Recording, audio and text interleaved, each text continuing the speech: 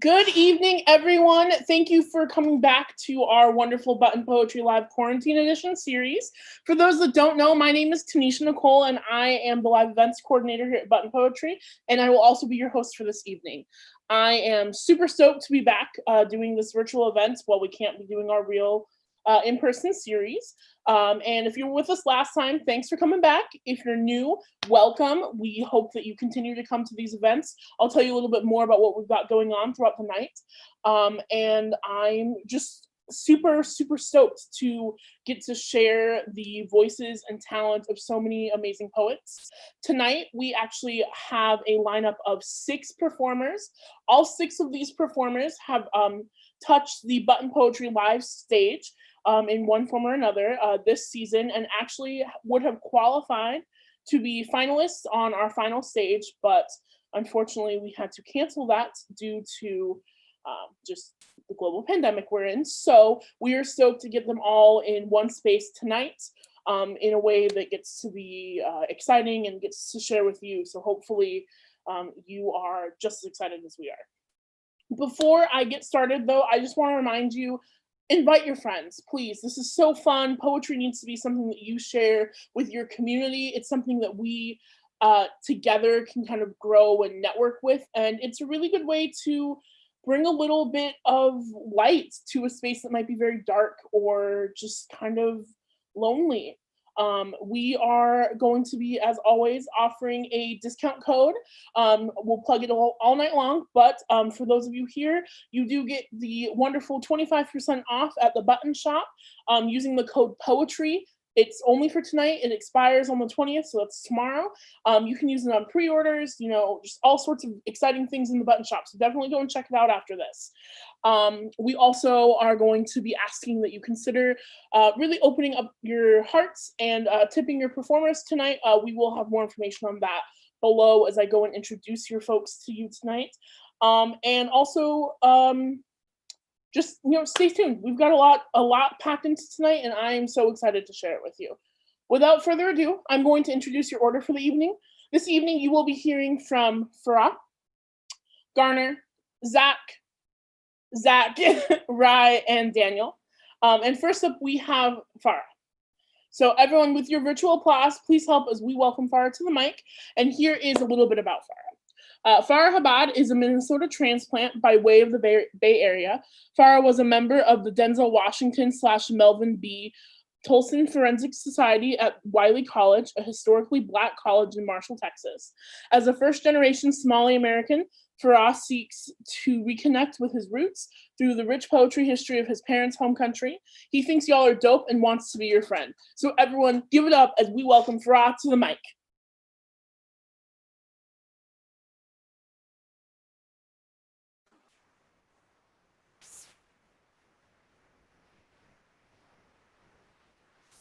Hey, hello, good humans. This is a strange medium to do like art and poetry from because there's I'm staring at 2 white dots, but nonetheless, we are gonna build some community and say some poems. Once again, if y'all want to support other work, go ahead and make use of that 25% off coupon. Since I moved to Minnesota, I've been spending a lot more time kind of sitting with books with some of the other authors that Button features on their platforms, and it's been incredibly enriching for me. So I would definitely highly encourage y'all to make use of that because everybody loves the sale, man. Everybody loves things being cheaper. So I'm gonna kick a couple poems for y'all, and then we'll have. I'm super excited to hear everyone else on the dais today. So the glass is not half full or half empty. It's half a glass of fucking water. It still quenches thirst. It still feels good when it's hot out. It's still enough. I'm not always my best self, but I'm always myself. I'm still loud and loving, still lost but closer, still got all these demons to fight, but I'm fighting. And as long as we're here, we are enough. So I thank you for being here, for waking up this morning, for choosing to stay, even when you didn't think you wanted to, because you know it will come. The water, when it's hot out, this half full glass, that's right on time. So that's one poem. I find a lot of times when I'm in shows, I write about like, I do a lot of things about kind of like social issues that are going on, but I don't really share things about myself. So with this platform and with us kind of being in a more intimate environment, I figured, let's kick things about that are some of the other things that kind of like rattle around in people's heads, because the world is a scary place, but it's interesting to see how we kind of unpack those things. So Ode to What Never Was. Two people who were once very close can, without blame or great betrayal, become strangers, and perhaps that is the saddest thing in this world. Perhaps time refused to stand still. Perhaps the branches danced and the leaves froze in time and sound and light and love. And this stillness was the joy in the needle stack. It would dance like the North Star was a spotlight. It had nothing but time to kill, and a hand to hold, and a space to share, and a dance to dance to, and a song to ease me out the door like you always did. Like those times when shit was happy, like the thick, humid air on the sidewalk, or the second kiss at the airport, the one that almost made you late. The one that made brunch good again. Had a nigga feeling like mimosas, endless and shit.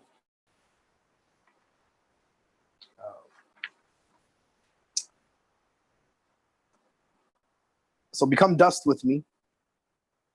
Let's carry each other in the wind. Carry each other in our laughter through space and time and certainty. This dust has been and will be, as you have been and I will be the painting that I never knew I needed. The one that feels like medicine, like mama's Robitussin in October.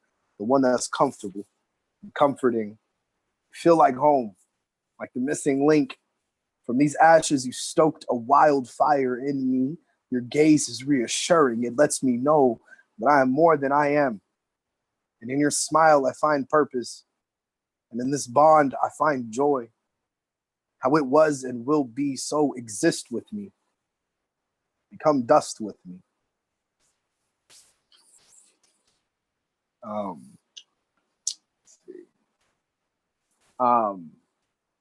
Considering the way that the world has kind of been lately, I had a lot of questions rattling in my head, and one of the questions that has been like most present is the way in which Black folks are often asked to minimize the space that we take for others' comfort, taught to shrink in order to give others space. And so lately I've been very intentional about like how we use space and how we interact with space. So this birthed a question. And questions are always fun to answer through poems. So here's a riddle. If a tree falls in the forest and no one is around to hear it, does it make a sound? Does it lay there alone, waving its branches for help, but no one really seems to see it? I mean, the other trees, they remember how it stood so tall when the tree was able to enjoy all of life's bounties, or when the tree falls, uprooted from the place that fed it, that gave it light, the spot where the wind would come and match one with all the leaves, does it now carry more value, huh? Was the tree worth more when it falls silently? To wonder how it can produce more paper when its roots are cut, when it no longer resembles a tree, just product or sawdust or landfill. When the wind comes, it looks for something to dance with, howls when it can't find the trees no more, kind of like mamas do when they can't dance with their babies again. So for folks who do know me, they know like My mom is the homie of homies of homies. She is the dopest person in the universe. She colors a lot of the work that I do, a lot of the ways in which I interact with the world. And she lives in Africa, but she's coming home tomorrow. So I'm super excited to see her. And here's a poem about it. The smell of Hoya Sambus carries me home, carries me to a place where the individual comes second to its village. Each member, a pillar holding this structure together, trying to be more like her. My mom, she came to a strange land at a young age. Maybe that's where I get this from, this wandering spirit, along with a spine of iron and a tongue made of roses and happy shit. Most days it's just thorns. I didn't get them from her. I picked them up along the way in the sweltering heat of the Mississippi summers, in the bite of the Minnesota cold, and all of this unfulfilled potential. But she did give me these words. So I learned to stop holding on to things that are not of my hands. Let's call this a refugee poem with a happy ending. Our smiles act as acts of civil disobedience, who were raised by mothers that made miracles in teacups. These warrior cardamom wielders who filled holes made by a scorched earth. Each night they sang us songs of hope, sang them to the melodies of the waves crashing against the rocks in Berbera. Today nobody had to pray janazah. Today nobody made any tearful phone calls. So today, we spoke in the poetry tongue, used our stories to fill our bellies, talked loud so the universe can't forget that we hear and we know as long as we hold fast to the rope of God, the whole world gonna open up here. But in those low times, I can still almost smell the Sinjabeen wafting through the windows, calling me home, to a place where the village of pillars will pluck the thorns, remind me of where I come from, remind me that my name is not just a word, but a fucking responsibility to make good on a life cut short, or remind me of uncertainty's calm, who I brought a young lady to a strange land once, how she made it, and I will too. Thank y'all. It was a joy hanging out with y'all. Again, support some of the other work that's happening with Button. They curate amazing things. They have great authors on their roster. Use that poetry code, get that 25% off. And it's a joy to listen to some other people that like I care about deeply. So like I'm selfishly hell about to stay on this Zoom. Blessings, blessings. Thank y'all for having me.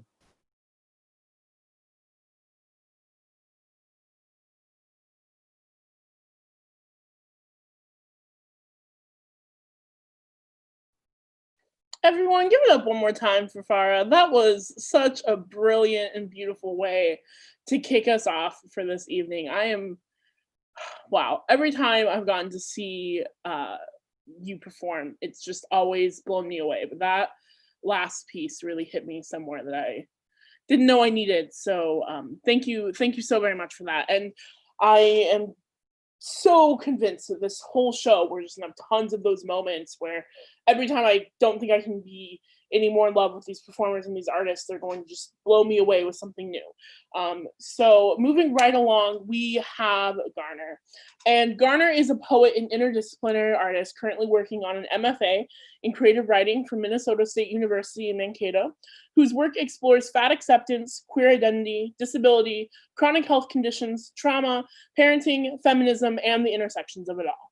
Garner also has the not so hidden talent of giving excellent puer hugs. Can 100% confirm they are phenomenal. And if you are looking to keep up with Garner, you can do so on Instagram at garner.poetry. So everyone, give it up for Garner.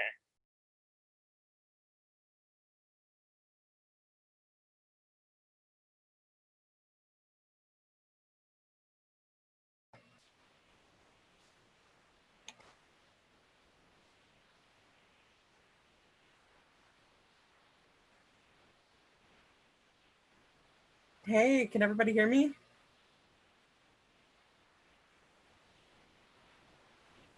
All right, thank you guys. Thank you, Button, so much for that introduction. This piece is called Pandemic Pantry, an Abecedarian Essay. A is for apple, but there is a rot at the heart, because who remembers how a half-eaten apple was left in the back of the freezer with blackened skin and brown flesh? There was an accumulation of jagged ice crystals hanging from the bitten gap, giving it teeth. By the time you saw it, it had suffered as a forgotten thing, but it's buried in the garbage now beneath the expired milk carton, the cracked eggshells still dripping with albumin, snot rags, miscellaneous cans with remnants of syrupy, preservative-packed brines, moldy grapes on a vine with empty branches like spider veins, and the slick cores of fresh fruit. B is for beans. The cans and bags lining 2 whole cabinets: navy beans, pinto beans, garbanzo beans, black beans, bean dips, kidney beans, refried beans, lima beans. C is for canned chicken, tin cans. D is for dried fruits. The other day, I ate a dried peach that, I swear, the wrinkles were lined up just right and it looked like Donald Trump, reminding me of how his eyes have been far too dry for all this. E is for Easter eggs, the chocolate kind made by Cadbury. The MAGA went to church to celebrate the most infamous zombie, and their pastors went to prison, and on the 3rd day, their temperatures had risen. F is for F Trump. I mean, flour. My kiddo threw some on me and said I looked like Casper, and we laughed and laughed and laughed. G is for granola bars, 4 boxes of Nature Valley. H is for honey, 2 jars. Did you know that there were Egyptian mummies buried with honey that was still edible? I have approximately 525,000 extra calories stored on my body. Plus-size community has been worrying that we may be denied ventilators due to our obesity regardless of age. I am quarantined with my husband, Jeremy, my daughter, Stormy, our cat, Cloud. I have nightmares that at only 31, I die in a hospital room without my husband, without my child, while my cries to live go unheard.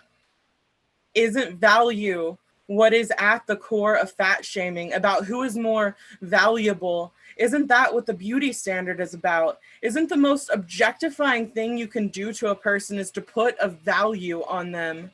Will women be less likely to get ventilators than men? After all, women in general, obese or not, often have had less adequate medical care.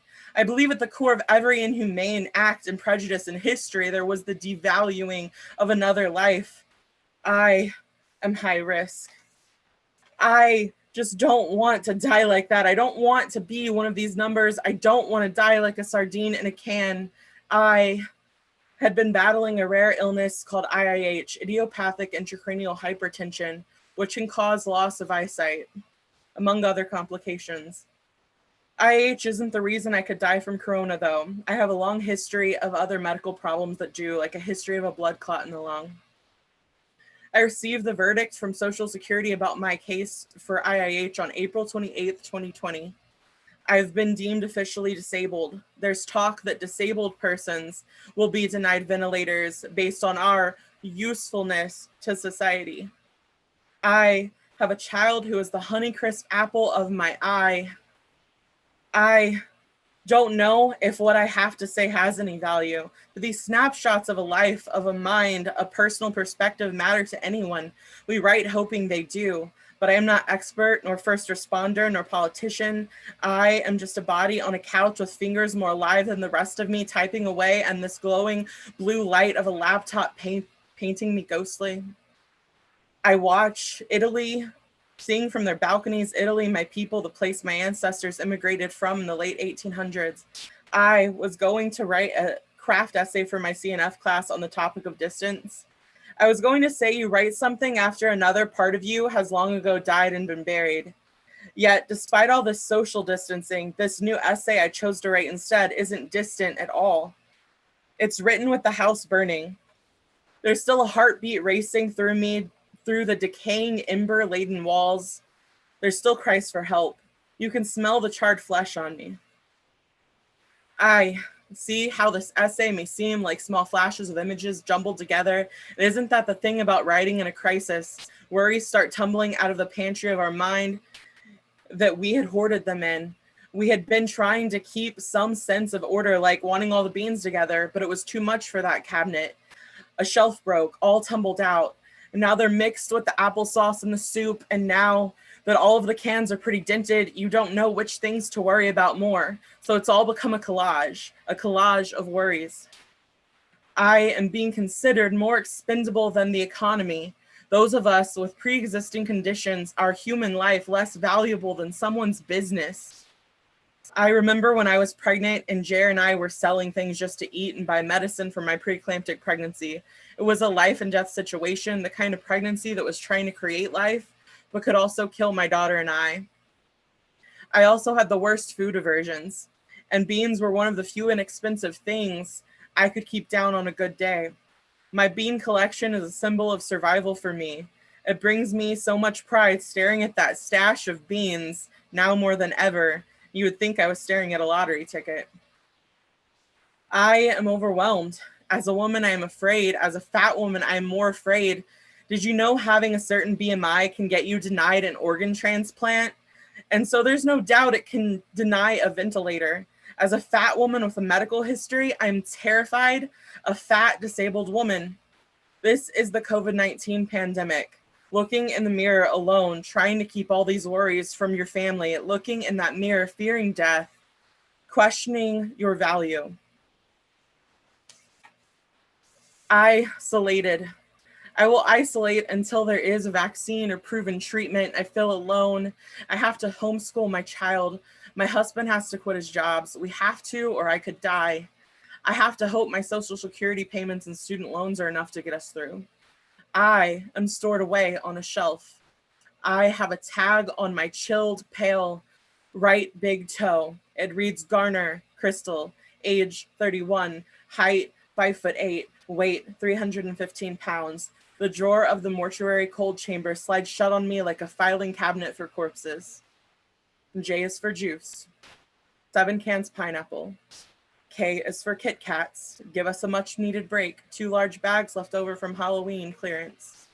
L is for liquor, rum, vodka, tequila, and the attempts to make them into sanitizer. M is for masks. We have 7 cloth masks. In the Egyptian religion, 7 symbolizes eternal life. Numbers matter, right? Or is that only money and not lives? N is for nut butters, protein packed, and a non-perishable egg replacement when baking. I wish we were all non-perishable. O is for olive oil, 3 of the big gallon containers. P is for protein powder, 5 canisters of protein and nutrient packed dust. It reminds me of a person's ashes in a vase. I shouldn't kill my appetite with morbid thoughts. Great. Now when I approach my blender to make a shake, it'll feel like I'm putting in 5 ounces of milk, 1 scoop of peanut butter, and 2 scoops of Granny. Q is for Quest chips, which have a lot of protein and taste like Doritos. R is for rice, 20 bags. S is for soups, 30 cans. T is for torn up clothes used instead of toilet paper. I thought I should put down tuna, since I actually have tuna, 40 cans, no joke. But recently I got very turned off to the subject of tuna as a Facebook meme read, your quarantine name is the last thing you ate combined with the name of your high school mascot. Readers, it was bad, really bad. My name is Tuna Cougar. I feel like that's the pet name of a dysfunctional vagina. To which, in the struggle to find real TP and the UTIs and yeast infections that came after, may very well justify the name Tuna Cougar. U is for Unts tomato sauce. It's supposed to be Hunts, but I have this one can with part of the label faded, so it reads as Unts. V is Vienna sausages. 5 of the big value packs that each contain 12 cans. Value. There's that word, value, ringing in my head again. All these cans were the kinds of food I grew up on. Living in a trailer park, things deemed unhealthy and white trash food now in this pandemic deemed valuable. W is for waffle mix, several pounds of a just add water mix. X is for xanthan gum, thickening agent useful in baking, like turning some of those beans into bean burger patties. Y is yellow mustard for flavor, especially when mixing with honey. Z is for zebra cakes, which are both filling and may ward off zombies. They make my kid happy. When I heard that a 5-year-old died from corona in Michigan, the child of first responders, it was the kind of news that knocks any parent over.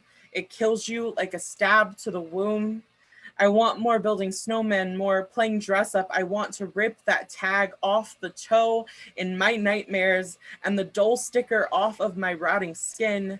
I want to be pushing my child on a swing set at parks, laughing each of us, the zeal of life back in the eyes. Thank you guys so much. Thank you, Button. Thanks, everyone.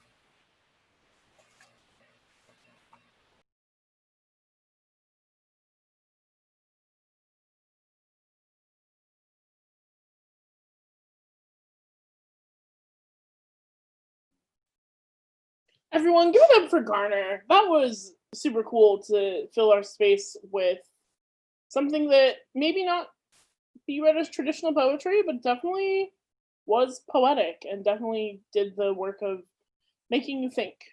So thank you for that, Garner. That was really beautiful. And if you just joined, my name is Tanisha Nicole. I'm your host this evening. You have already, might have just tuned into Garner. Before that was Farah, and they kicked off our live stream with 2 amazing sets.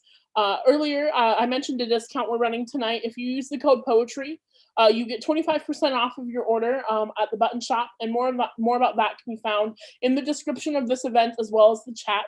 And before I go into our next artist, I just wanted to take a minute to remind you, this labor, this work, it's hard. And it would be really, really wonderful to see some tips coming in throughout the night for our poets. If you look at the bottom of your screen here, you can see that all tips can be paid to our poets via PayPal at paypal.me/buttonpoetry. And without further ado, I'm going to get us into our next poet. Our next poet is Zack Lesmeister. And Zack Lesmeister is a mixed queer Vietnamese American poet based out of St. Louis. And they are the 2017 Youth Poet Laureate of St. Louis. And in 2019, Zack was part of the championship team to win the Brave New Voices International Youth Poetry Slam Festival. That's a pretty big deal. That's exciting and super just amazing. Zack studied at Emerson College and is currently a first wave scholar at the University of Wisconsin-Madison studying creative writing. Everyone, please help me in welcoming Zack to the mic.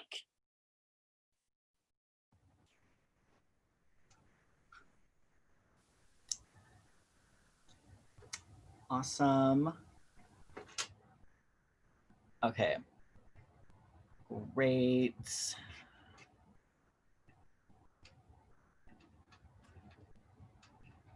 Okay, so I'm going to be reading a series of shorts, little poems. A lot of them are about being a first generation person and about my family's stories from the Vietnam War. And this first poem is titled Warning, and it's about my grandmother mistaking tornado sirens for bomb sirens when she came to the United States. Warning, Cho Ba Noi, nothing like war scares me. When she first came here, it was winter, St. Louis, snow, everywhere. The sirens went off, loud, no crying, just bombs. Grab the children, pack the bags, we have to leave. The bombs, it's always the bombs. They follow everywhere. I thought we left everything in Vietnam. They followed us here. An American says it's a tornado. Warning, what's a tornado? Are they here? How much time does the wind give us? Do we still run? Who sends the wind? Does it carry the bombs? Or do they come after? Before the storm or after? What comes after? Cho Ba Noi for my grandma. Cho Ba for you. Lai foreign. That was Warning. This next poem is titled Birds of Prey. Our sky screams with birds. their metal beaks cleaving gelatinized spittle. Badnoi tells me again how they nested in our village, migrated to our clouds, decoy mechanical mating calls. Cha'ai, I saw him, a man from the village, climb a palm tree, napalm drop on him, the yolk eating all his flesh, until his bones were as bright as the eggshells that dusted our jungle. There is no nest without a mother. There is no machine worse than the one that pecks a homeland clean of its children. We know our colonizer like a migration, like an ugly thing gilded in plumage. This is the song my family will never forget. No textbook in this country that hasn't bleached our stories with melodies of your birds, your heroic creatures coming to Occident, our Orient. Cha'ai, carry our boats to safety. Cha'ai, tell the wind our names if nothing else. Cha'ai, burn their nests and take me to my country. This next poem is titled Topographical Incision. A garden is just a jungle with borders, a hand, a shovel, giving and taking, a glove, a gun, a rake, a burial of a brown thing, the slip of a finger, how quickly it creates a hole. The chasm in the land or body is a tunnel to another land, a new manifest destiny to be soil unplanted, to be replanted by a white hand. Fertilizer before or after the burial. Choices include dry and liquid, slow release, air dropped into the river. From this height, everything crawling on the surface looks like an aphid, mites, citizens, slugs, snails, cancer, white, flies, villages, beetles, ash, botrytis, tumors, powdery, mildew, rust. What hurts the land can be cured. From this height, there is no border, only my finger resting on its shovel. This next poem is not about Vietnam, but it does use lines from the documentary Paris is Burning. This is Night with Open Mouth. The walk home, the men shout cat calls like false prayer. This sacrilege I know too well, but here I am, always draped for a ball. I'm overness, Pendavis, left the house, Adonis, LeMay, kissed myself goodbye in the mirror. Pendavis, my femme is too good to be true. Saint Laurent, of course, today is no different. They saw me, night unhinges. They saw me, its jaw swallows one of my kin, another missing, and they all liked me. Awesome. So this next poem is on being a fetish, and it's because what inspired me to write this is because these men really have the audacity, you know, like on Tinder and all that shit. So this is on being a fetish. Another man can't imagine my body with my name, so he gives me something else to live inside of. Exotic beauty, foreign boy, he labels me this. Always a man calling me something other than my name. Phone buzzes, fingers interlaced, cupping a small screen in his palms. He builds a temple around a picture of my clothed body, and this is how I know prayer.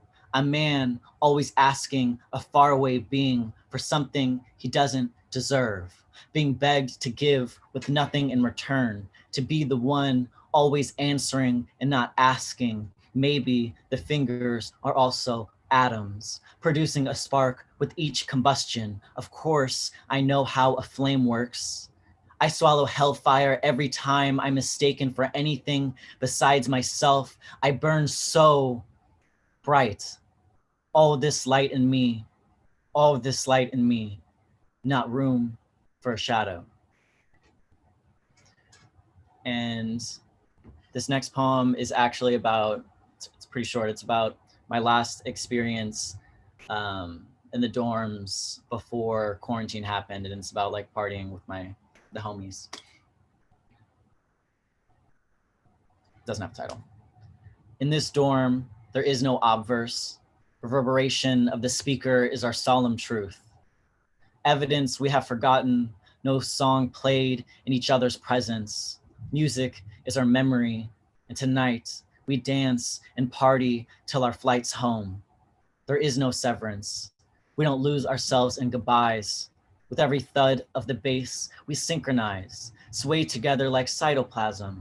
With each hug, we resplice into one, down to the atom. My electrons rattling like chimes. Yes, I may be a broken thing, but I'm surrounded by no frailty. My biology is a science shared with the people I love. The people I love is the only science I study. I'm not afraid of being the ugliest thing in this room. Here, there is no judgment, just the prolongation of sound, a resonance of our friendship echoing into Boston's cold nights. We're single-celled, an organism of each other's making. Dope. I'm gonna read one last poem. And this last poem is titled On the Lineage of Survival, a Series of Exit Strategies, and it's after touring a great house. Once, a man accused me of being a faggot. Once, my clothes were a guilty verdict. The sharp spine birthed from the heel of my foot. How the man lunged at me and I ran, my patent leather bones stumbling beneath me. Once, a 15th century Persian soldier invented the high heel to secure himself into a stirrup, a small pillar of fabric below the ankle. Me, a warrior in stilettos? No, sister wouldn't have it. I am no fighter. I snap the bone and build a new exoskeleton. Now, my foot thick-boned and chunky-heeled. Now, only the noble steeds. I dig my foot into this cloth armor. Once, a man buried his hand inside my skirt. Once, a man in heat curled his hand into a fist around my neck. Now, I am a furnace, each lump of coal a shadow inside me, each shadow a blackout of his name, each blackout an erasure of the handprints. Now, I wear a dress, a bolt of lace and light. My train, short and nimble, too much surviving to be doe-eyed. My locomotive body, steam engine. My heels, railroad spike. My femme is as flesh as mechanical piston calves, charged and ready. Survival is a well-crafted wardrobe, means a flexible dress and fabric. A still body means fighting. Thank you. Thanks, everyone.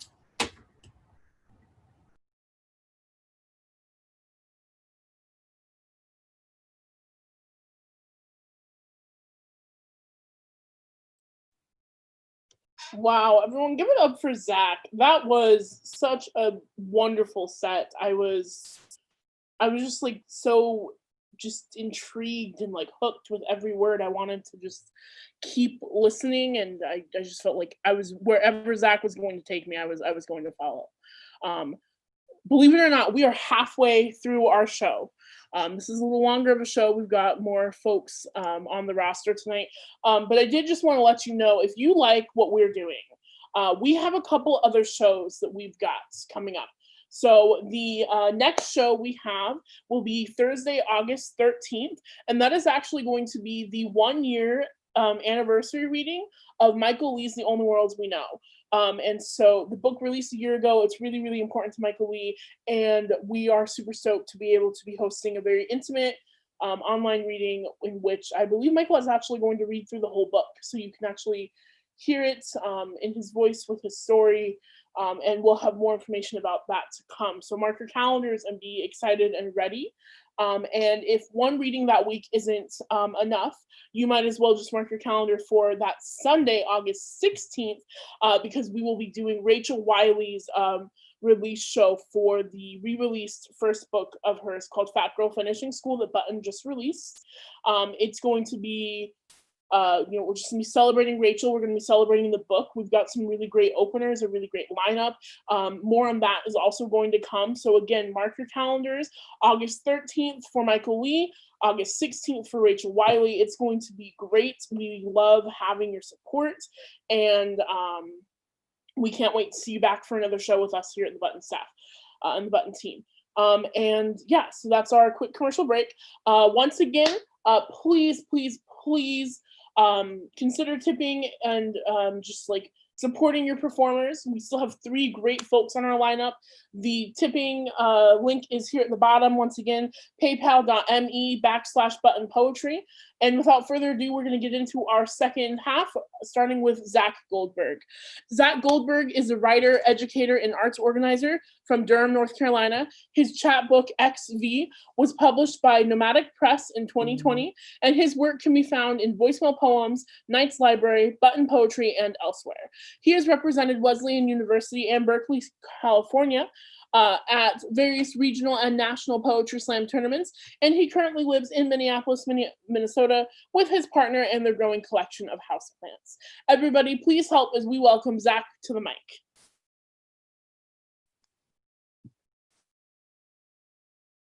Hey, thanks so much, Tanisha Nicole, and thanks everybody who's watching. It's super weird for me to be doing a virtual reading, but I appreciate it. I appreciate all the other poets who are here and all the folks who are commenting on YouTube. That's pretty rad. So yeah, I think I'm gonna get started here.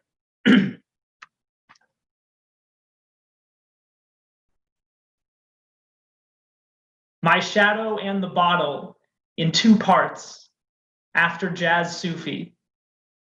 1. There's a riddle I can't answer. I have a shadow and a bottle.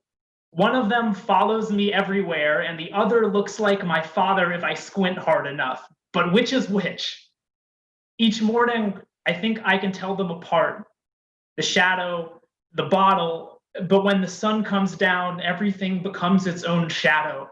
My hands are my father's hands. If you practice something enough times, it becomes an unshakable part of you, the half of you turned away from the light. In this way, maybe my shadow is just another addiction. I give it nicknames so I won't be as frightened each night. Partner in wine, unwavering brother, honeyed assassin, dogging my steps. What do I do with this bottle I can't get rid of? I can't go into it and come back out unchanged. I can build a ship inside it, but it won't take me anywhere worth going. So I kill the bottle. And true, that is a kind of death. But if this is about one thing I've learned from my father, it's that I can't escape my own shadow, a thing that is tethered to me by blood and the absence of light. After all, if this ends the same way it began, then death will greet me with a bottle and a face like my father's. Luckily, my people do not believe in resurrections. When you leave, you stay gone. And I do. But whether or not I decide to live, I will still have a shadow. 2, I will still have a shadow, whether or not I decide to live. And I do. You stay gone when you leave. My people do not believe in resurrections, but if I'm lucky, I will greet death as I have faced my father's bottles. If this ends the same way it began, it's that. It's tethered to the light, the absence of blood. After all, I can't escape my own shadow. It is the one thing I've learned from my father, but this is not about that kind of death. True, the bottle kills, so I don't take it. Anywhere worth going can be built like a ship. I can't go into it and come back out unchanged. So what do I do with this bottle I can't get rid of? Honeyed assassin dogging my steps, unwavering brother, partner in wine. I give it nicknames so I won't be as frightened each night. My addiction is just another shadow, the half of me turned away from a light, that unshakable part of me. But I have practiced, have held my father's hands in my hands enough times to know that everything undoes its own shadow when the sun comes up. The shadow, the bottle, I think I can tell them apart. Which is which? Each morning looks like my father if I squint hard enough. One of them follows me everywhere, and the other is a shadow, is a bottle, is a riddle I've answered. Thank you. That poem's called My Shadow and the Bottle.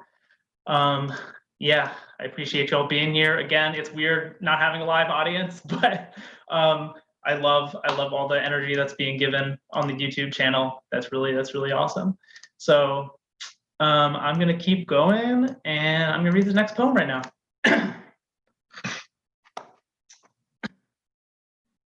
Meanwhile, at my twin cousin's exceedingly fancy double bar mitzvah in Westchester, New York, the rabbi has an acoustic guitar. The rabbi has an acoustic guitar and is playing Pete Seeger songs. The service is almost entirely in English. My mother is beside herself. She leans over in the pew to whisper to my partner that this isn't real Judaism. And paradoxically, her doing that makes everything more Jewish. My partner grew up studious and Catholic. It's amazing, they say. Your whole religion is just a bunch of people arguing about the meaning of this one book for thousands of years, which is true. They say if you ask two Jews a question, you get three opinions. We've argued about every passage in the Bible, studied the scripture until it blinds us with its glow. Today, the B'nai Mitzvah twins each give what is essentially a book report on a specific parsha from the Torah, and then the rabbi grades them in front of the entire congregation. But it's one of those alternative schools where you don't get grades, only constructive feedback. Then the real party gets started. The Courtyard Marriott is bumping. We find our way to the hotel ballroom, walk past several life-size cardboard cutouts of the twins dressed in the jerseys of famous Jewish athletes. The spread is glitzier than the last wedding we attended. Signature cocktails, oysters on the half shell, more bar than mitzvah. It's also American. So upper middle class suburban families who would say, no, we're not wealthy, but we are people of means. And I can't help but wonder, who did we leave behind to make it here? What were we taught to abandon for what we were taught to want? Traditionally, a bar mitzvah denotes a Jewish child's transition into adulthood, along with all the community responsibilities that entails. When my great-grandparents landed on the shore of this country, did they imagine that one day we might celebrate this ritual with lavish gift bags and inflatable saxophones, this new world idolatry, my whole family circling around a golden calf? Like my mother says, it isn't real Judaism. But paradoxically, that makes it more Jewish? What is more Jewish than a room full of Jews trying to prove how much they have assimilated?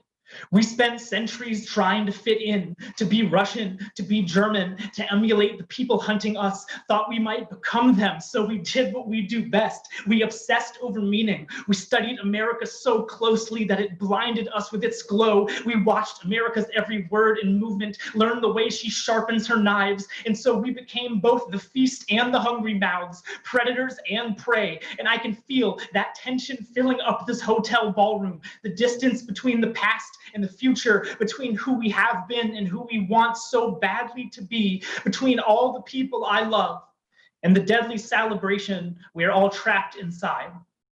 Thank you. That poem is based on a real bar mitzvah. I just want to say shout out to my cousins and family. I love y'all. That poem is said with love. I hope some of y'all are watching, and would love to talk about it with you later. I've been writing a lot about Judaism recently. This next poem I wrote in March, right when sort of the lockdowns were beginning, and I couldn't go to my family's Passover Seder. And so we had like a Zoom Passover Seder. This is just a short poem kind of about that. At the end of the Seder, we say, L'shana haba'ah b'Yerushalayim, next year in Jerusalem. A reminder that though we are not together now, we may find a home some point soon.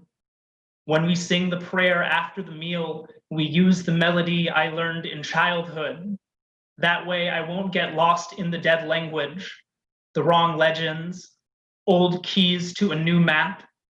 Where is Jerusalem today, and where will it be next year? If I cannot hold my mother's hand tonight, then am I part of the diaspora? If I cannot welcome my father into my house, then do I live in exile? So many of us say home and mean just each other. Home is where the hurt stops, where the army halts, unweaponed, edgeless as my grandmother's many scripted tongue. We've never been, but we're always on our way. Only the road that once led there is a border now, a wall, a window I look through to see the nation of your faces. We don't need a country to be family, so wherever we raise a glass of wine across a table, that is where I'm from, where I'm going. There will be enough Jerusalem there in the late summer mint. Jerusalem, a door I unlock with the key you hid in the hollow stone, holy city of my mother's laugh, as it Jerusalem's the dining room, home, the place you leave to find, the place you leave blood to avoid bloodshed. Next year we'll be together there. I promise, there's no place like it. All right. Yeah, like I said, I've been writing a lot about Judaism and specifically Judaism in America. And if you want to talk about that poem or any of that, please do find me on Twitter, Instagram, at Gak_Zoldberg. So it's just like my name, but with the front letters switched because I'm so clever. Anyways, I'm going to do one last poem. And there is a version of this poem in my chat book, which is called XV. It looks like this. You can buy it from Nomadic Press. Before I go, I just want to say again, thanks to all the other poets. Thanks to everyone who's watching. Really huge shout out to Button for holding it down and making things happen right now. I know it's hard. And shout out to your host, Tanisha Nicole, because they're kicking ass and we really appreciate what they do. So give them some claps for sure. Anyways, this is going to be my last poem.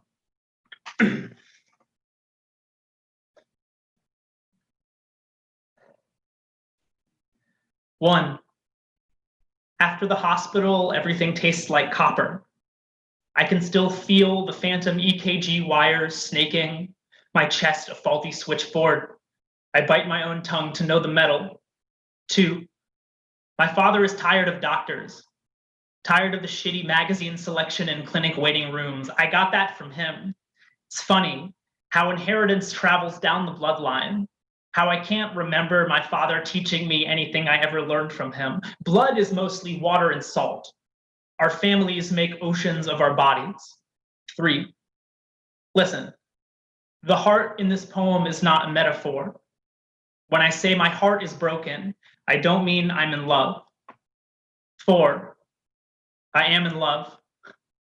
Five, the emergency room physician only tells me things I already know. There are 4 chambers to the heart. The heart circulates oxygenated blood to the extremities. Blood is mostly water and salt. 6, years earlier, I am in a clinic waiting room. My father lies prone in a hospital bed and 2 doctors argue about whether his heart attack was massive or only very large. 7, the cardiologist asked me to count to 15. He shows me the EKG readout. The 15 seconds, my heart lost its rhythm. 8, I am in love. We go down to the river and sit in the shallow end. Watch a father and son catch and release the fish on their line. I don't take off my shirt. I can still feel wires for weeks after the hospital. 9, my inheritance is a bundle of EKG wires. The strange arrhythmic heart song sung by my father and his father before him. This is what it feels like to drown in your family's ocean.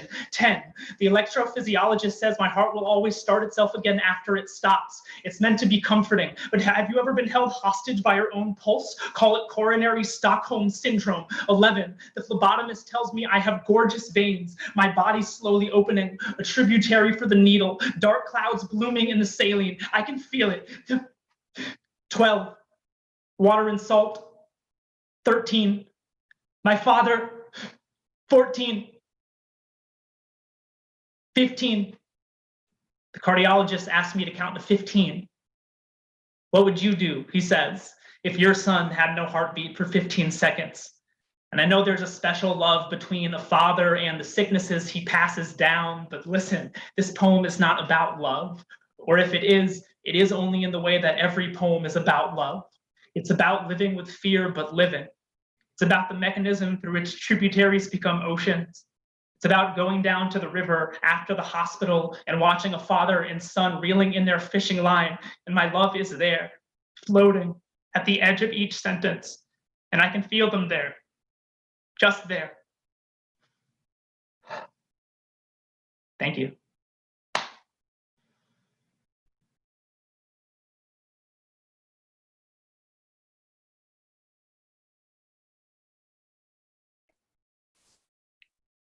Everybody I think we all should just take a collective breath really quickly. So we're just gonna in and out. because oh my God, that was amazing, phenomenal. If you just tuned in the middle of that or didn't see the intro, that was Zach Goldberg, and I am so stoked that we got to share that space. I'm really here for folks in the comments that are just really like throwing the positivity around and really like just stepping up and doing the work in that space, and accountability, and just the work it takes to have an online community like this. So thank you so very much for that. We have 2 more amazing poets this evening, and I am incredibly excited to welcome in our next poet. Our next poet, I have the privilege and honor of being able to call a best friend outside of poetry. So our next poet is Ry Irene, and Ry Irene is a queer, non-binary spoken poet and Twin Cities transplant from Utah. Z was a member of the 2017 and 2018 Twin Cities Unified Slam teams, the 2015 Salt City Slam team, as well as a member of the 2014 and 2015 Westminster College Union Poetry Slam teams. Ry has also competed in the Individual World Poetry Slam in 2014 and 2017, as well as the Women of the World Poetry Slam in 2016. Their work has been featured on Button Poetry, Right About Now, Raising Phoenix Review, Pressure Gauge Journal, and Voicemail Poetry. Ry Irene is a Scorpio, drag king, uncle, pet parent, and enjoys long walks on the beach, bubble baths, and dismantling the patriarchy and gender norms. Everyone, please help as we bring Ry Irene to the mic.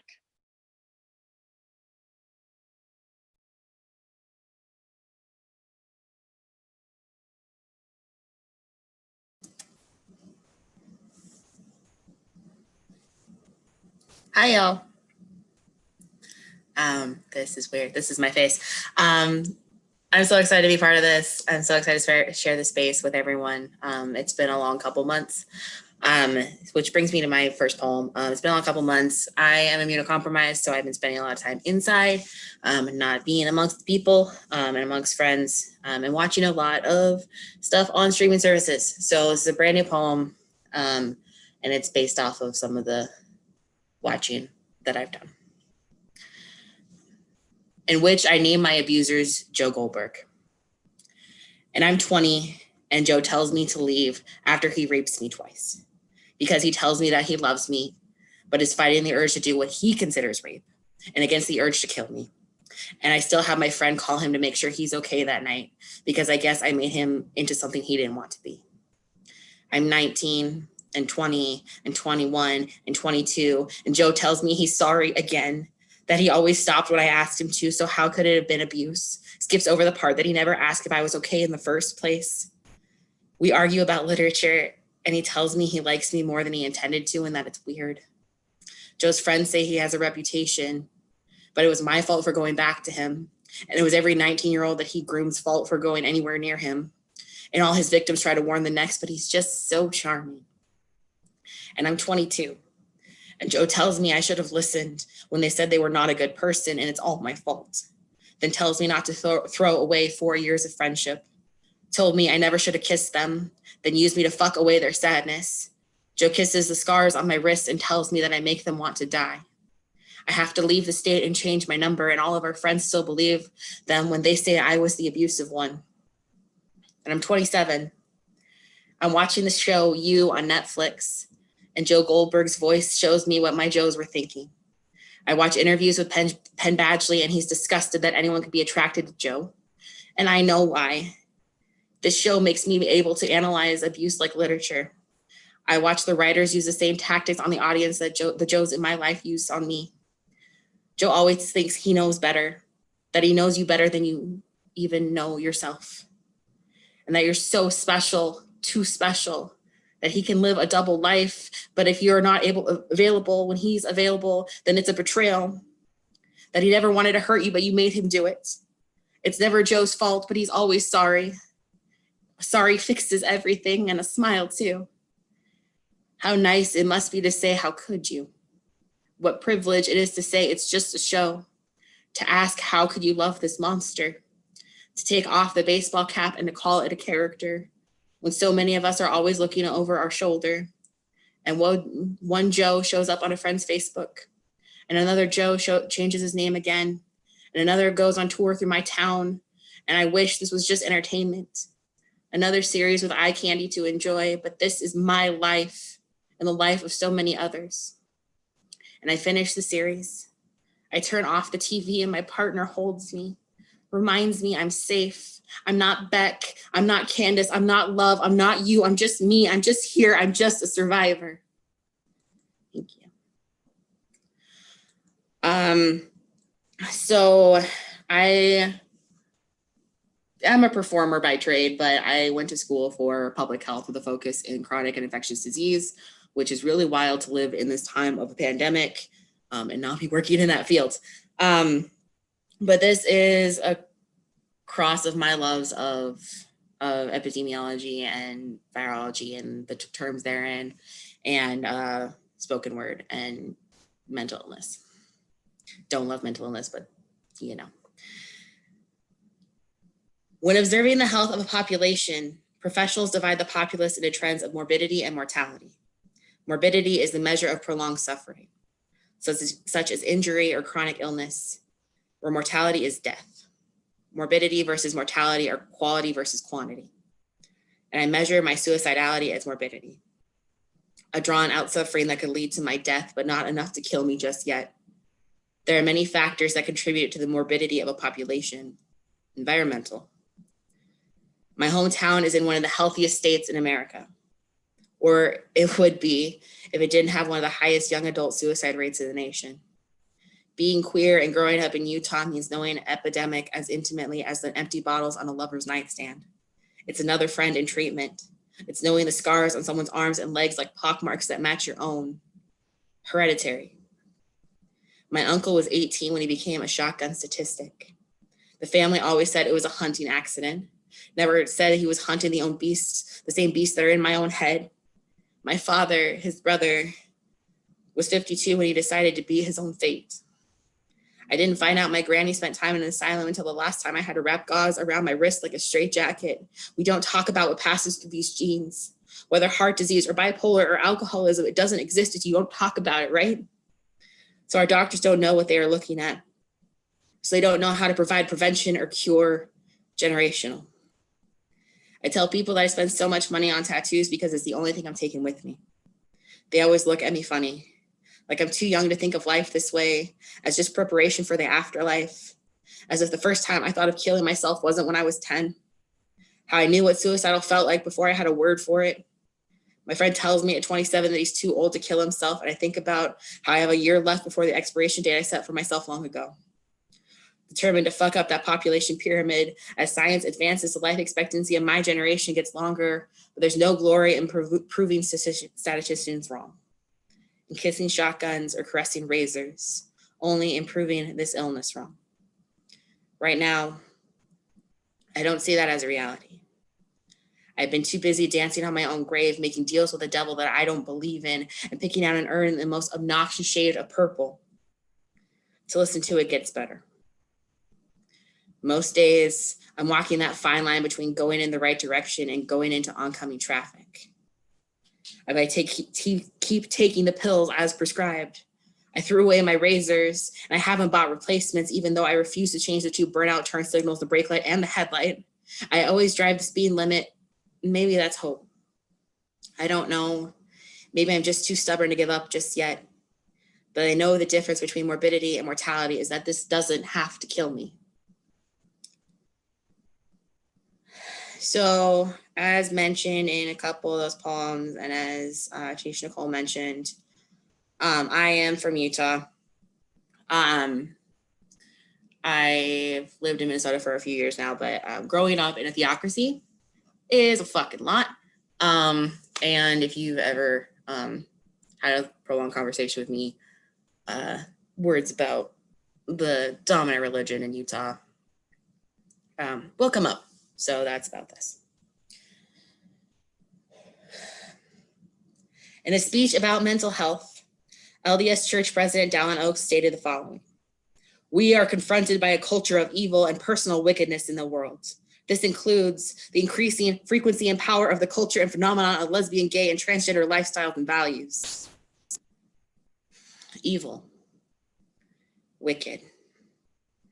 I'm evil. I'm wicked, according to the man who ran a conversion therapy center, when nearly half the people that have been through conversion therapy attempt suicide, which is also a sin. But I am evil. When Utah has the highest youth suicide rate in the nation because of the church, because you say hanging in a closet is better than living truthfully, but I'm wicked. No, President Oaks. What's wicked is my friend's father kicking him out because he's trans and saying he'd rather him be dead than his son. It's my friend not being able to agree to be her sister's guardian because your church said children of LGBT guardians cannot be members of the church. All right. But God changed his mind on that last part after losing so many members. Just like God changed his mind about Diet Coke after the church became shareholders. Or God changed his mind about Black people holding the presidency once the church was going to lose tax exemption. It's funny what God no longer thinks is wicked when men have something to gain. Your church says same-sex attraction is natural, but sex outside of marriage is the same as murder. But your God says that gay marriage isn't legal because the laws of God are above the laws of man. So tell me, since you're so set to be the next prophet, President Oaks, why you spend more time talking about follow the prophet than being more like Christ? My soon-to-be wife is the only healthy relationship I've ever had, and every abuser I've known has been raised in the church.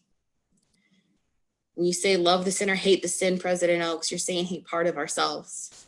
You're saying what love us, but not for who we really are. The church says families are forever, and that I will agree with, because chosen family is forever. My wicked queer family has fed and housed me more than the church ever will. We don't build walls instead of taking care of our own. We don't even require membership in exchange for care. We love the sin. We leave room for the Holy Ghost, the ones that have left us too soon.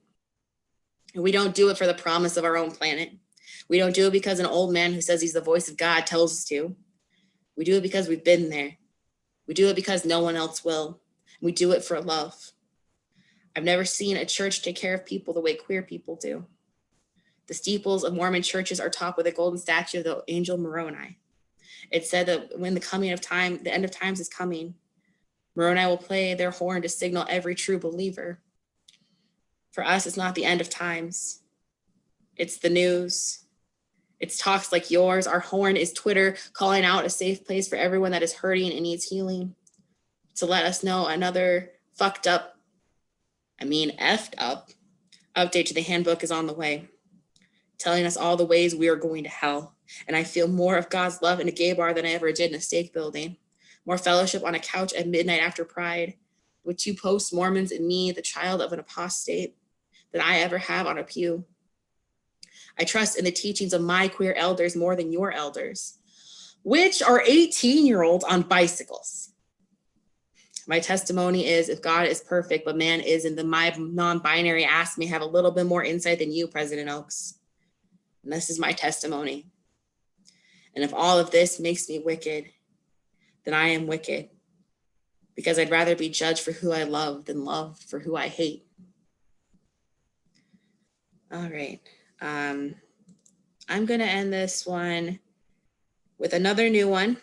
And also thank you, Button, for having me, and for everyone. I'm so excited I get to spend some time with some of my favorite poets and friends and some new friends. And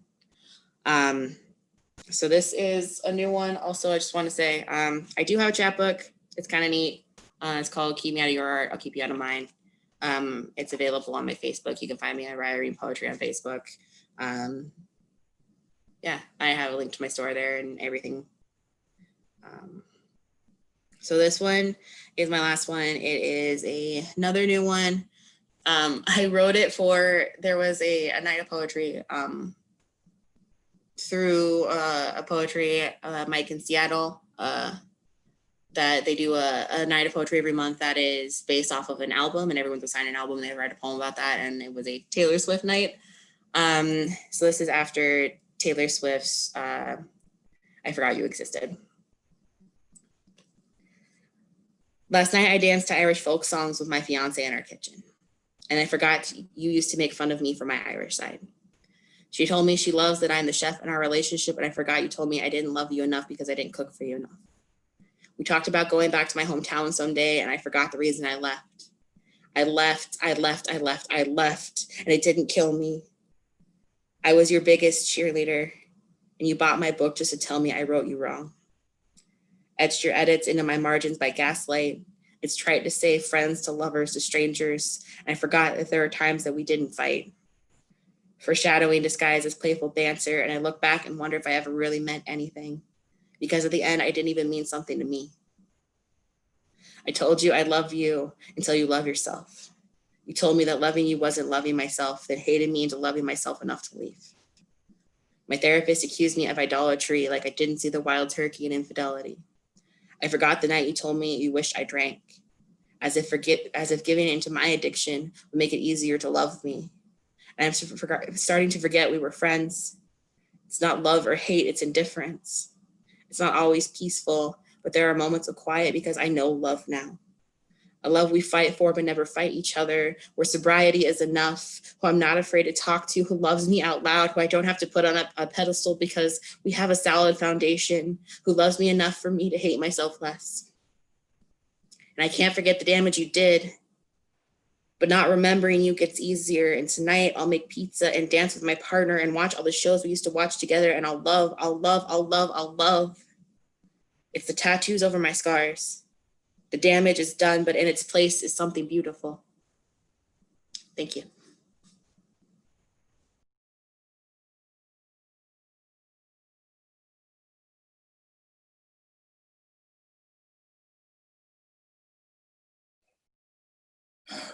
Everyone, give it up one more time for Ry. That was beautiful. Thank you so very much for sharing, letting us in.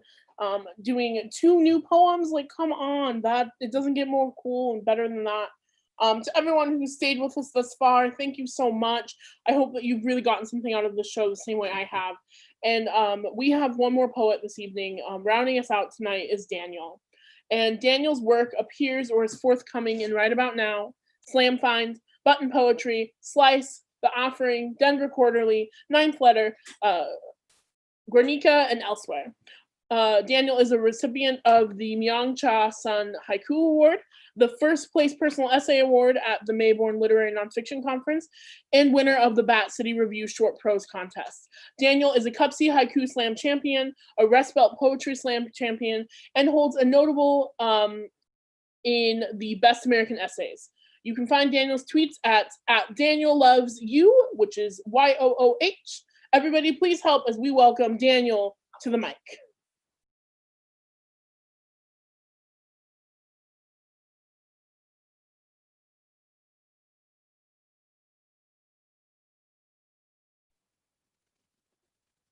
Hello, can y'all hear me? Okay, I'm gonna assume that that's a yes. Okay, fabulous. I just saw the chat. Someone says that they hear me. Hi, everyone. How's it going? How y'all doing tonight? I'm so glad to be here with a whole bunch of phenomenal poets. Thank you so much, Button, for having me. Thank you for all of the poets who have read thus far. Y'all are phenomenal writers. And I'm so honored and happy to be in a space with y'all. Real quick, I have a couple of poems for y'all. I couldn't be bothered to memorize anything. So I was just like, well, we're just gonna read off paper because I like to do that. And also I can't be bothered to remember anything anymore because of a global pandemic. It's great, it's fun. But just to give some kind of like general like contextual information, I guess. I am currently doing the thing where like I gave myself permission to write a book, and I was like, okay, I'm gonna do the thing and I'm gonna write a book. And it's been so fun, and it's been a lot, and it's been really, really, really exciting. And I'm just really excited to share some poems with y'all. I'm trying to like find like the best angle to like position myself at, but it's fine, whatever. If one of the amazing people at Button Poetry could do the thing where like they project my poem. Wow, look at that, amazing. So this is my first poem, y'all. It's called Sunset. or 7 ways of looking at a sunset. For those of y'all who don't know, real quick, it's a contrapuntal. Contrapuntal is a style of poetry that incorporates 2 separate poems as a third, but you can also do as many stanzas as you want. So this is called Sunset. Glorious, like a lover's bladed hand of night, I swallow each name. That's all I'll say about a bruise. Darling, I still love you. Hungry scalpel, through a pink rift spilling. Love coils the abuse. The horizon spreading and fading with what remains. An exit, a wound into the world. Across my tongue, a strange ache. Stay with me, you said. Don't worry, I will.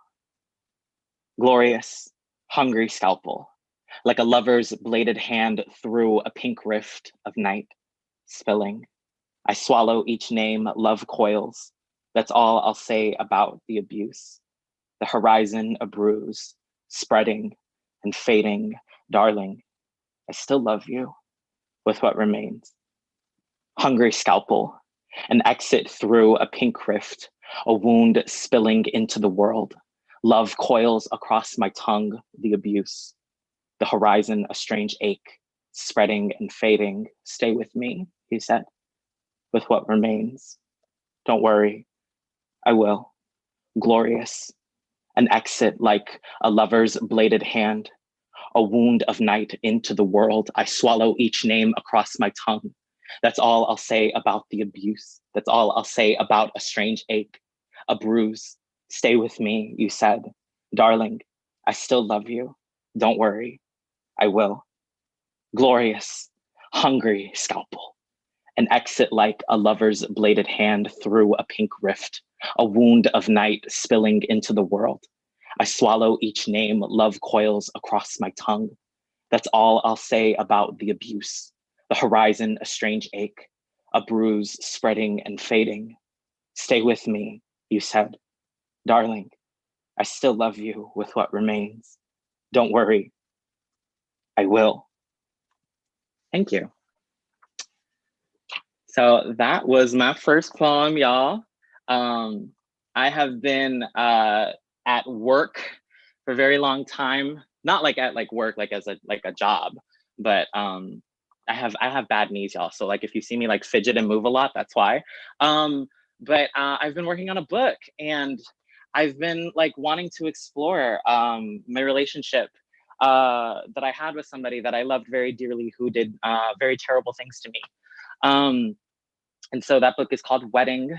I occasionally get on the internet and talk about it, but you know, just slowly like kind of like putting that in there, working on a book. Stay tuned for it. And I'm just gonna move along real quick. I wanna be clear when I say that this is like an absolutely true story that happened. For anybody who has ever had chickens, this is a poem about chickens. And it's called My Stepfather Taught Me to Pluck Chickens.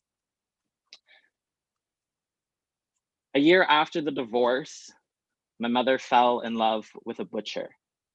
7 springs later, when we moved across the street to a different trailer, we kept hens in the front yard.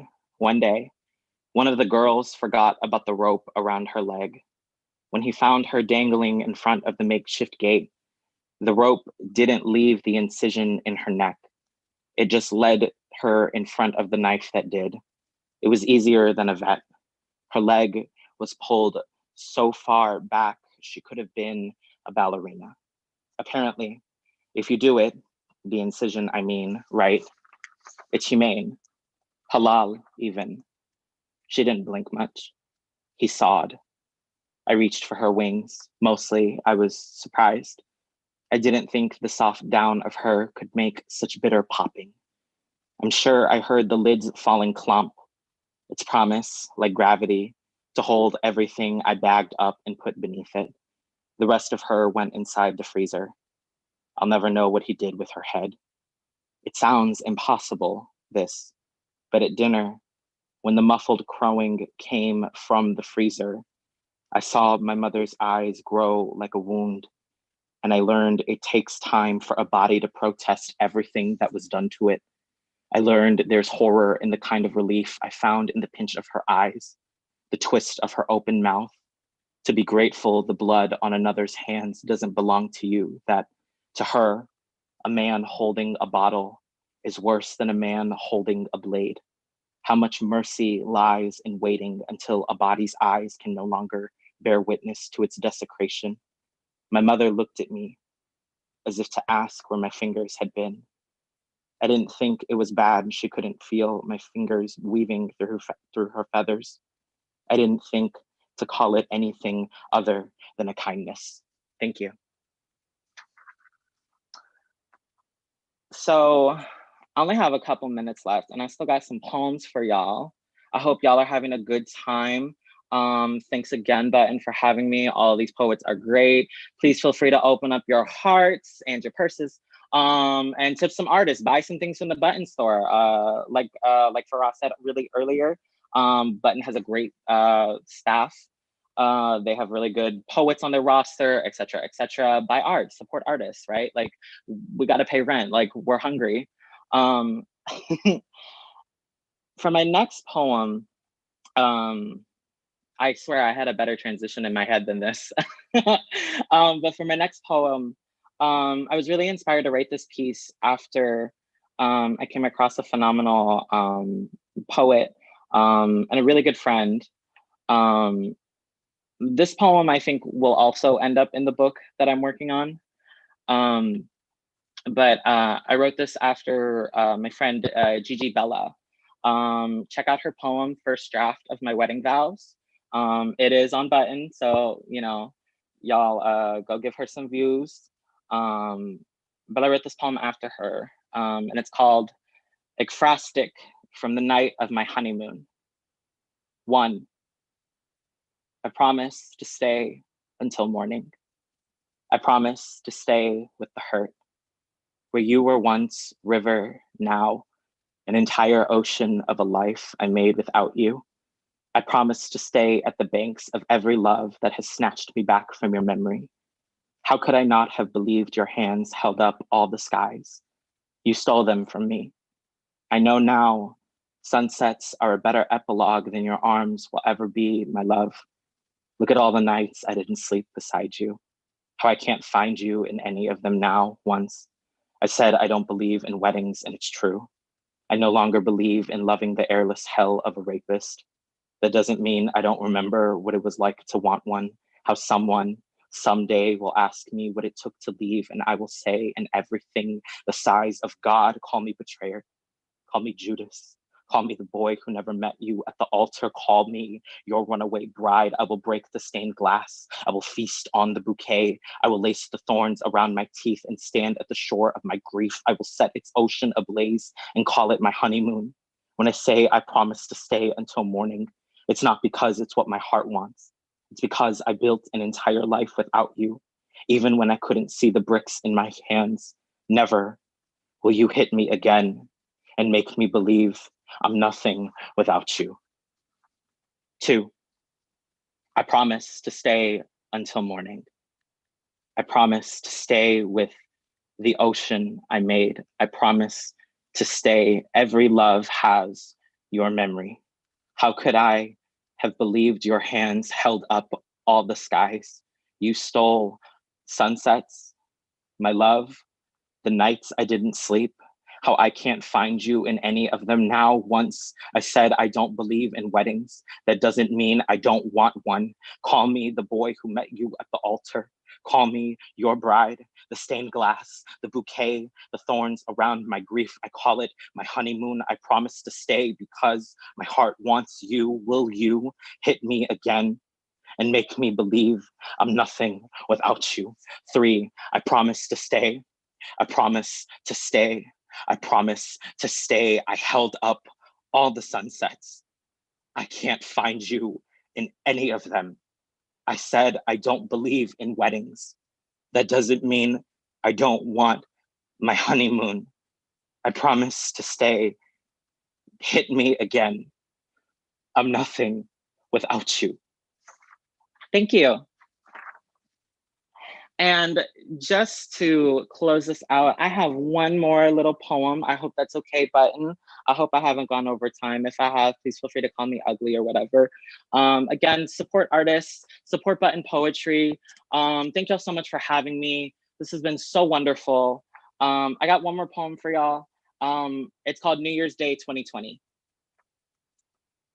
The only things I took with me were my nails. Most were longer than this.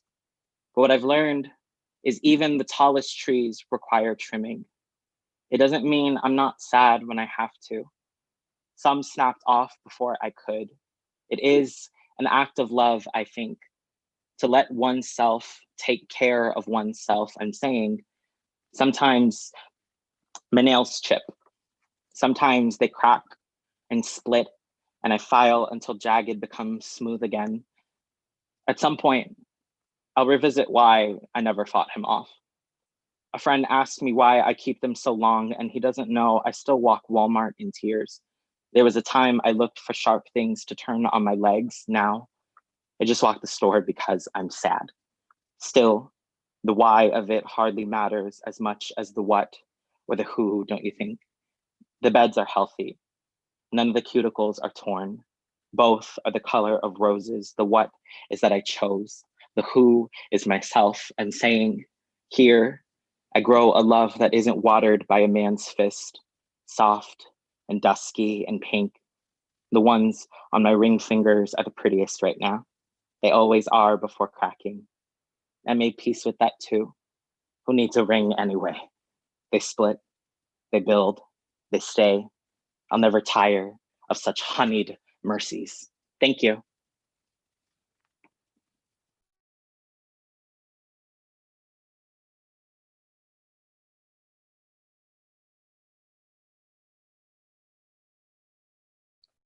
Wow, that everyone just take a moment and really like give it up for Daniel. Give it up for all the amazing poets you've heard tonight.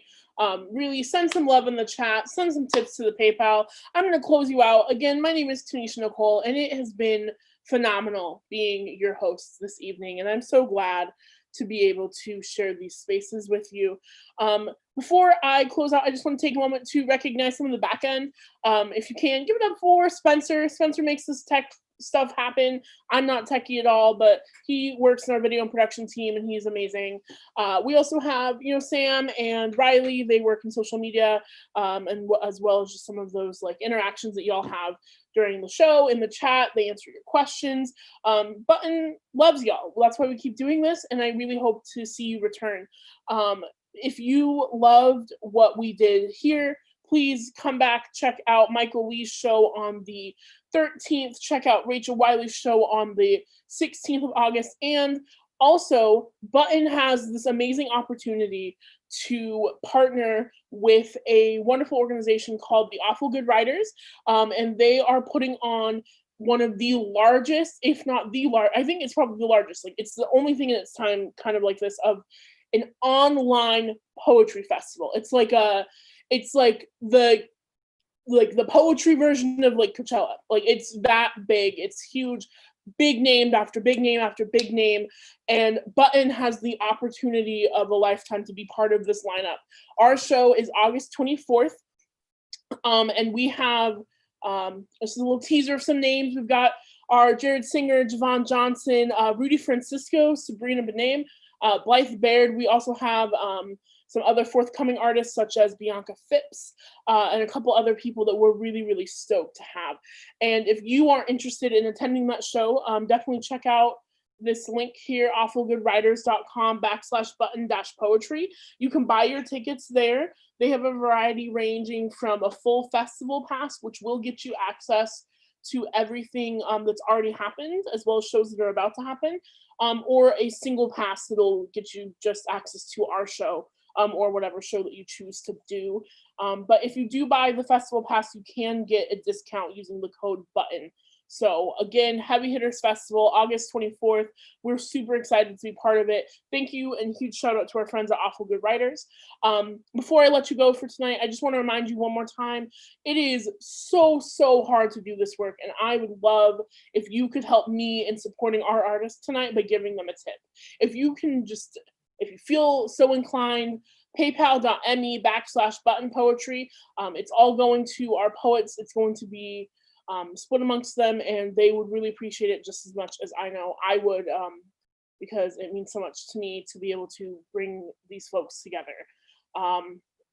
If you haven't already, exclusive code poetry tonight only at the Button Shop. You will be able to use that for 25% off of anything from the Button store, and I really hope to see y'all at our next show. Once again, my name is Tanisha Nicole. It's been wonderful being your host this evening, and I hope that you all have a wonderful and safe night. Thank you. Bye-bye.